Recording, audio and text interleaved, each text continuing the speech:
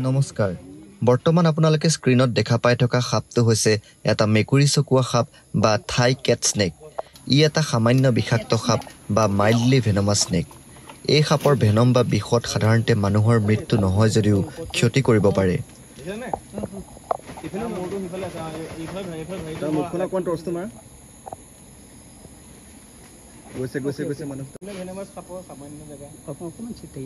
সাপডাল আছিল আমাৰ বিহপুৰীয়াৰে এঘৰ মানুহৰ চোতালৰ গছ এজোপাত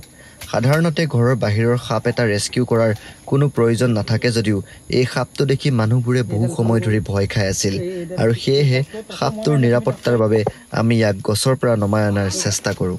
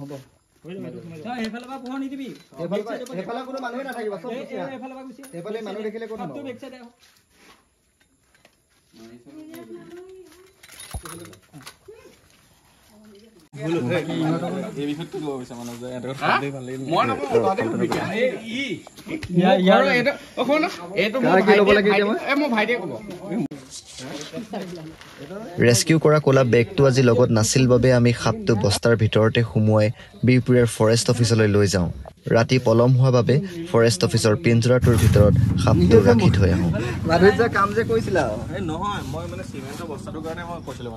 গুড মৰ্ণিং যোৱাকালি নিশ্চয় আপোনালোকে দেখা পালে যে মানস দা মই এনেকৈ গৈ আমি এটা থাই কেট স্নেক বা অসমীয়াত ক'বলৈ গ'লে মেকুৰী চকুৱা সাপ এটা উদ্ধাৰ কৰি আনিলোঁ আৰু আমি যোৱা নিশা দেৰি হৈ যোৱাৰ কাৰণে আমি তাক এটা ভাল হেবিটেট বিচাৰি নাপালোঁ এৰিবৰ কাৰণে আৰু সেয়েহে আমি আমাৰ বিহপুৰীয়া ফৰেষ্ট অফিচৰ এটা ৰেস্কিউ বক্স আছে আৰু তাত গৈ আমি থৈ আহিলোঁ যিখিনি যোৱা নিশা আপোনালোকে দেখা পালে আৰু আমি বৰ্তমান পুৱাই আহিছোঁ আৰু সাপটো লৈ আনিছোঁ আৰু অলপমান এনেকুৱা মানুহৰ পৰা অলপমান আঁতৰত অলপ গছ গছনি থকা ঠাইত যিহেতু ই গছত বগোৱা সাপ সেয়েহে এনেকুৱা গছ থকা ঠাইত আমি এৰিবলৈ আহিছোঁ ইয়াতে ভাল হ'ব এইবিলাক গছে গছে যাবগৈ আৰু মূল কথাটো হ'ল যে ইয়াক এনেকুৱা ঠাইত এৰাৰ এটাই কাৰণ এই সাপটো আমাৰ এইডোখৰ ঠাইৰ কাৰণে অকণমান আনকমন সাপ যদিও অসমত ইয়াক এটা কমন সাপ বুলিয়ে ধৰা হয় বিশেষকৈ বেছি গছ গছনি নাই বা বনাঞ্চল জংঘল থকা ঠাইৰ আশে পাশে থকা গাঁওবোৰ নাই বা চাহ বাগিচাত সাধাৰণতে এইবিধ সাপ কমনভাৱে পোৱা যায় কিন্তু আমাৰ বিহপুৰীয়াৰ কাৰণে এটা অকণমান আনকমন সাপ বুলি ক'ব লাগিব কাৰণ আমি বহু বছৰ হ'ল ৰেস্কিউ কৰি থকা কিন্তু বিহপুৰীয়াত আমি এইটো 2 নম্বৰ বাৰ পাইছোঁ গতিকে সেয়েহে ইয়াৰ নিৰাপত্তাটো সুনিশ্চিত কৰিবৰ কাৰণে আমি ইয়াক অকণমান মানুহৰ পৰা আঁতৰত এৰিবলৈ আহিছোঁ আৰু এতিয়া আমি সাপটো বৰ্তমান ৰিলিজ কৰিবলৈ যোজা কৰোঁ একো সুবিধা নাছিল কাৰণে আমি এনেকুৱা চিমেণ্টৰ বস্তাত এটা আনিবলগীয়া হ'ল আমাৰ কালি আমি আচলতে বেলেগ কামত আছিলোঁ সেয়েহে তাক প্ৰপাৰলি ৰেস্কিউ কৰিব নোৱাৰিলোঁ এতিয়া কমল আছে আমাৰ লগত কমলেও এই বছৰৰ পৰা ৰেস্কিউ কৰিবলৈ আৰম্ভ কৰিছে আৰু সি ভালেখিনি ৰেস্কিউ কৰিছে এইবাৰ লগত দেৱা আছে আমি একে বাল্য বন্ধু আৰু সাপটো ঠিকে আছেনে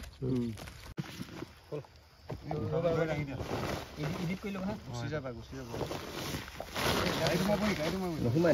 ই তেনেকৈ নপলায় স্পীডত নপলায় এইটো সাপ মানুহে খুবেই ধুৰা সাপৰ সৈতে ভুল কৰে আৰু দেখাত ধুৰা সাপৰ সৈতে খুবেই একে একো নহয় থাকিব তেনেকৈ হেণ্ডেল কৰিলে হ'ল ডাইৰেক্ট গছত দি দিয়া আৰু নিজে যাব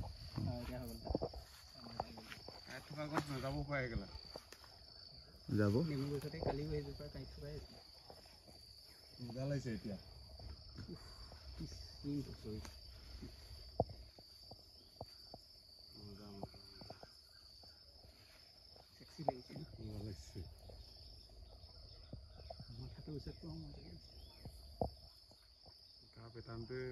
কেনেকৈ বগাই গৈছে স্যাৰ এডাল আছিল এডাল সামান্য বিষাক্ত সাপ ই সম্পূৰ্ণভাৱে অবিষাক্তও নহয় আৰু হাইলি ভেনমাছো নহয় কিন্তু ইয়াৰ পৰা আমি সাৱধান হৈ থকাটো জৰুৰী কাৰণ ই যদি আমাক দংশন কৰে তেনেহ'লে আমাৰ জ্বৰ হ'ব পাৰে, বিষ হ'ব পাৰে, নাইবা দংশন কৰা জেগাডোখৰ গেলিব পাৰে, ইনফেকশ্যন হ'ব পাৰে, ইত্যাদি ইত্যাদি বিভিন্ন ধৰণৰ সমস্যা দেখা দিব পাৰে। আৰু আমি তাক ধুনীয়াকৈ গছত ৰিলিজ কৰিলোঁ আৰু ভাবিছোঁ আজি অকণমান দুই এটা কথা পাতোঁ সাপ সম্পৰ্কীয়, আৰু মানস দাৰ সৈতেও পাতিম, কাৰণ বৰ্তমান এনেকুৱা ধৰণৰ পৰিস্থিতি চলি আছে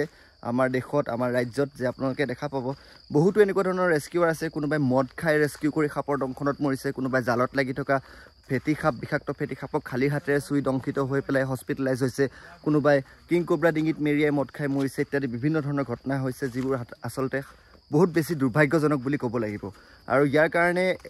আমি দুখ দিব লাগিব যে প্ৰপাৰ এৱাৰনেছৰ অভাৱ, প্ৰপাৰ জ্ঞানৰ অভাৱ, আৰু সাপ এডাল কেনেকৈ হেণ্ডেল কৰিব লাগে সেই এথিক্সখিনি নাজানে, আৰু নজনাকৈ কেৱল সাপ এডাল ধৰিবলৈ যায়। কেলৈ ধৰিব যায়? কাৰণ সাপডাল ধৰিলে জনপ্ৰিয়তা পায়, ই সাপ ধৰিব জানে বুলি এটা বেলেগ ধৰণৰ পপুলাৰিটি পায়, আৰু সেই পপুলাৰিটিৰ পিছত দৌৰাৰ কাৰণে সাধাৰণতে এইবিলাক ঘটনা ঘটিছে। প্ৰথম কথা হ'ল সাপ এডাল ধৰিবলৈ যাওঁতে বহুখিনি এথিক্স আৰু বহুখিনি গাইডলাইন আচলতে আমি ফ'ল' কৰাটো জৰুৰী। আৰু বহুতে দেখোঁ সাপবিলাক ডিঙিত ধৰি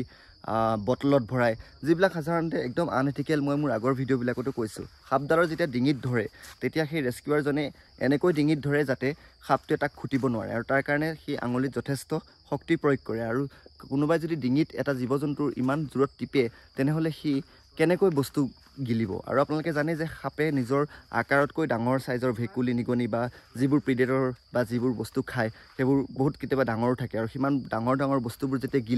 গিলোতে ডিঙিটোৱেদি পাৰ হৈ যাব লাগে, আৰু সেই ডিঙিটোত যদি ৰেস্কিউৱাৰজনে ইমানে জোৰত টিপে, তাৰপিছত যদি সাপটো মুকলি কৰাৰ পিছত সাপটোৱে যদি প্ৰাকৃতিকভাৱে একো খাবই নাপায় আৰু সাপটো যদি মৃত্যুমুখত পৰে, তেনেহ'লে ৰেস্কিউৱাৰজনে সাপটো আচলতে উদ্ধাৰ কৰিলে নে তাক মাৰিলে? এনেধৰণৰ বহু প্ৰশ্ন আহি যায়, যিবোৰ বস্তু আমি আচলতে একদম এভইড কৰিব লাগে। যিসকল ৰেস্কিউৱাৰ, প্ৰপাৰ ৰেস্কিউৱাৰ, যিসকল এথিকেল ৰেস্কিউৱাৰ,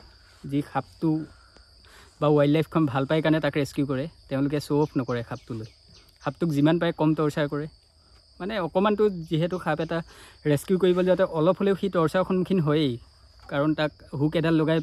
বেগিং কৰা মানে সি অকণমান হ'লেও টৰ্চাৰ অনুভৱ কৰে। সেইটো কাৰণে এজন ৰেস্কিউৱাৰ হিচাপে সকলোৱে দায়িত্ব হোৱা এইটোৱে উচিত যে যিমান পাৰে তাক কম টৰ্চাৰ কৰি ৰেস্কিউ কৰিব লাগে, তাক বেগিং কৰিব লাগে। আৰু এবাৰ যেতিয়া সাপটো বেগত সোমাই যায়, কম সময়ৰ ভিতৰত সোমাবলৈ ট্ৰাই কৰিব লাগে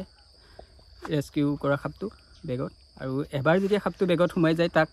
তেতিয়াহে সেই বেগৰ গাঁঠিটো খুলিব লাগে যেতিয়া তাক ৰিলিজ কৰা হয়। তাৰ আগত এনেই খুলি পাব্লিকক দেখুৱাই শ্ব' অফ কৰাৰ কোনো প্ৰয়োজন নাথাকে। আৰু এইবিলাক কৰাৰ ফলত বহুত মানুহ মৰিছে, আৰু বহুতৰ নমৰিলেও চিৰ জীৱনৰ কাৰণে ঘূণীয়া হৈ গৈছে। সেইখিনিতো আপোনালোকে নিউজত পায়ে আছে, দেখি আছে। সাধাৰণতে আমাৰ মানুহৰ ঘৰত এতিয়া গৰমৰ দিন চলি আছে, য'তে ত'তে সাপ সোমাইছে। তো সাপ আমাৰ মানুহবিলাকৰ ঘৰত নোসোমাবৰ কাৰণে আমি কেনেধৰণৰ সাৱধানতা অৱলম্বন কৰিব লাগে অলপ কোৱাচোন। চিম্পুল কথা, আমাৰ ঘৰত প্ৰথম সাপৰ কাৰণে যিখিনি সাপৰ খানা অৰ্থাৎ খাদ্য, যেনে নিগনি হওক বা ভেকুলী বা পঁইতাচোৰা, সৰু সৰু সাপৰ পোৱালিবিলাকে পঁইতাচোৰা খায়, এইবিলাক যিমান সম্ভৱ ঘৰটোত বা আঁতৰাই ৰাখিব লাগে। তাৰ কাৰণে আমি ঘৰখন সদায় চাফ চিকুণ কৰি ৰাখিব লাগে। আৰু বহুত সময়ত দেখা পাওঁ যে সাপ এটা যেতিয়া সোমায় তেতিয়া মানুহে ফেনাইলটো ইউজ কৰে, কিন্তু ফেনাইলটো ইউজ কৰিব লাগে একচুৱেলি ভেকুলী বা নিগনি এইবিলাক নোসোমাবৰ কাৰণে। আৰু যদি এইবিলাক বস্তু ঘৰত নোসোমায় তেতিয়া সাপটো ঘৰত নোসোমায়। কিন্তু সাপটো সোমোৱাৰ পিছত ফেনাইলটো মাৰিলে সাপটো ওলাই নাহে, সাপটো ওলাই নাযায়, আৰু তাৰ কাৰণে মানে এইটো প্ৰব্লেম হৈ যায়, দিগদাৰ হৈ যায়, ৰেস্কিউৱাৰজনৰ কাৰণেও প্ৰব্লেম হৈ যায়। আৰু ইমানবিলাক সাৱধানতা অৱলম্বন কৰাৰ পিছতো সাধাৰণতে কেতিয়াবা সৰ্পদংশন হৈ যাব পাৰে। আৰু সৰ্পদংশন হৈ গ'লে, স্নেক বাইট এটা হৈ গ'লে, বা আপুনি ক'ৰবাত গৈছিলে আপোনাক সাপ এটাই খুটিলে, তেতিয়া আপুনি কি কৰিব লাগে? বহুতে বহুত কথা ক'ব, বহুতে কিবা কিবি পৰামৰ্শ দিব। আচলতে আপোনালোকে মনত ৰাখিব যে প্ৰথম কথা হৈছে কেতিয়াও ভয় খাব নালাগে আৰু পেনিক হ'ব নালাগে। আৰু দ্বিতীয়টো কথা হৈছে আটাইতকৈ নিয়েৰেষ্ট যিখন হস্পিটেল আছে, আপোনাৰ আটাইতকৈ ওচৰৰ হস্পিটেল, ততাতৈয়াকৈ হস্পিটেললৈ যাব লাগে। কেতিয়াও দৌৰিব নালাগে, কেতিয়াও ভয় খাব নালাগে। আৰু পৰাপক্ষত একদম যিডোখৰ ঠাইত দংশন হৈছে সেই দংশন হোৱা ঠাইডোখৰ একদম ৰিলেক্স কৰি লৰচৰ নকৰাকৈ ৰাখি দিব লাগে। ইয়াৰ কাৰণ এটাই, যদি আপুনি ভয় খায়, আপুনি যদি দৌৰে, তেনেহ'লে আপোনাৰ ব্লাডত তেজ চলাচলটো বাঢ়ি যাব, আপোনাৰ হাৰ্টবিটটো বাঢ়ি যাব। আৰু হাৰ্টবিটটো যেতিয়া বাঢ়ি যাব, আমাৰ এই সাপটোৱে যিখিনি ভেনম আপোনাৰ বডিত ইনজেক্ট কৰিছে সেই ভেনমখিনি অতি সোনকালে গোটেই আপোনাৰ বডিত বিয়পি পৰিব, আৰু আপোনাৰ ওচৰত সময় কম হৈ যাব। গতিকে সাপে দংশন কৰিলে সদায় ৰিলেক্স হ'ব আৰু সদায় নিয়েৰেষ্ট হস্পিটেললৈ যাব। কেতিয়াও যাদু মন্ত্ৰ, বেজবেজালি ইত্যাদিত বিশ্বাস নকৰিব। বৰ্তমান দেখা গৈছে যে আমাৰ WHO ৰিপৰ্টৰ মতে ইণ্ডিয়াত প্ৰত্যেক বছৰে 50,000 লোক সৰ্পদংশনত মৰে। এইটো এটা কম কথা নহয়। সেই 50,000 ভিতৰত যেন আপুনি নপৰে। আৰু সেই 50,000 যে মানুহ মৰে, তাৰে খুব বেছি 10-20 হাজাৰহে চাগে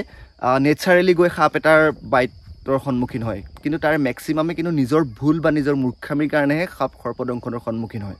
আৰু যেহেতু এতিয়া বৰ্তমান গৰমৰ দিন চলি আছে য'ত ত'ত সাপবোৰ ওলাইছে আৰু এয়া সাধাৰণ কথা সাপ থাকিবই পৃথিৱীত সাপ মানুহতকৈ আগতেই পৃথিৱীলৈ সাপ আহিছে গতিকে সাপ থকাটো স্বাভাৱিক কথা গতিকে আমি সাপৰ সৈতে সহবাস কৰিব লাগিব কিছুমান সাৱধানতা অৱলম্বন কৰি যেনে আমি আন্ধাৰ ৰাস্তাইদি খোজকাঢ়োঁতে হাততে সদায় এটা পোহৰৰ উৎস বা টৰ্চ বা লেম্প বা যিয়ে নহওক কিবা এটা লৈ যাব লাগে কেতিয়াও আন্ধাৰ চুক কোণ ফুটা এইবিলাকত হাতটো ভৰাই দিব নালাগে